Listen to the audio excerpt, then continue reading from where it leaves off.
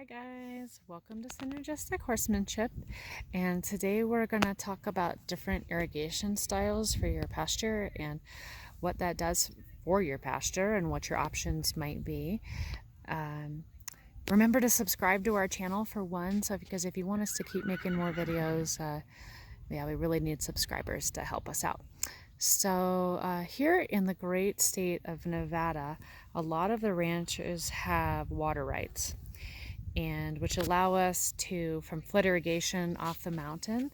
Every year we really rely on our snowpack to hold, basically acts like a giant reservoir, and it holds the water, and we hope for a slow melt, which we don't appear to be getting this year, so that we can irrigate our fields.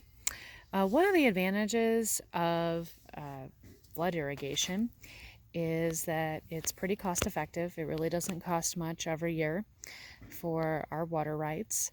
It also helps clean out the field, so like any manure, those type of things usually get kind of swept away because there can be a current. It goes with it. You guys like my dog over there. So it's generally also, you flood irrigate in areas that don't get daily rain. So in the south and places along those lines, they get rain every afternoon.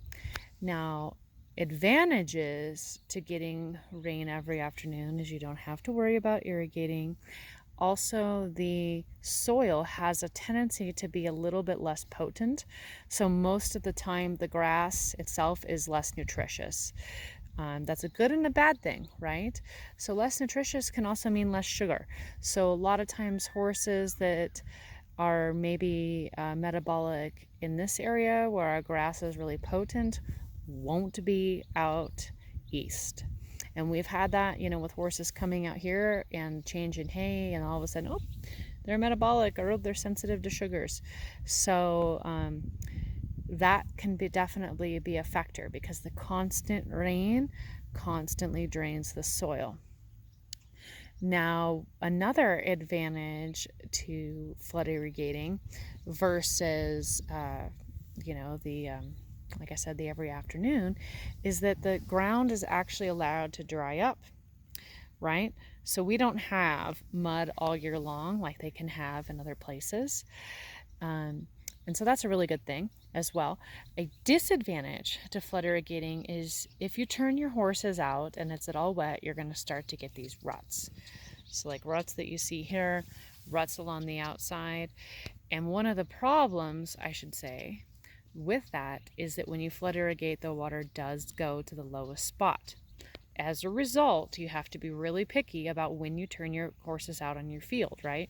If they're out on the field all winter long, when it's really nasty and muddy out, you're going to tear up your field. You're going to have a harder time irrigating.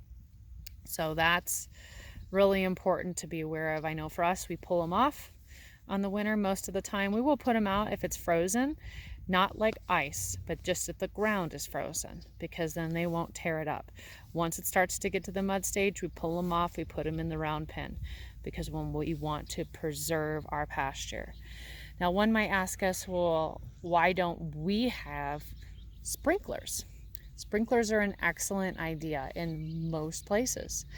The biggest reason for us that we haven't thought to install sprinklers right now is that you really have to sprinkle in Nevada at night or in the early morning. And because it's so dry around here that most of it gets evaporated. The sprinklers on this large of an area would actually have to be on for quite an extended period of time to get the penetration into the soil that we would like.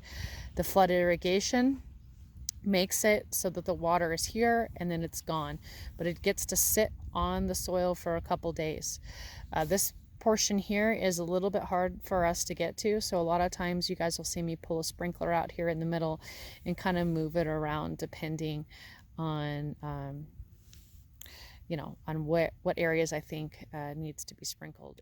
Also, one of the things I was gonna say about sprinkler irrigation out here is that we're also in a windy area, so sometimes sprinklers aren't a really good way to be able to irrigate, as the wind just blows it all away, and it could be all night, whatever. It's not really a good, reliable source for us, although we are considering putting some sprinklers in the future, but it's not going to be our main component.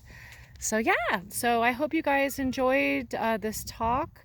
A lot of people don't really know how flood irrigation works, and I plan on doing a whole nother lecture on that and discussion on that at a later date. So thank you so much for tuning in to us at Synergistic Horsemanship. I really appreciate it, and please remember to subscribe.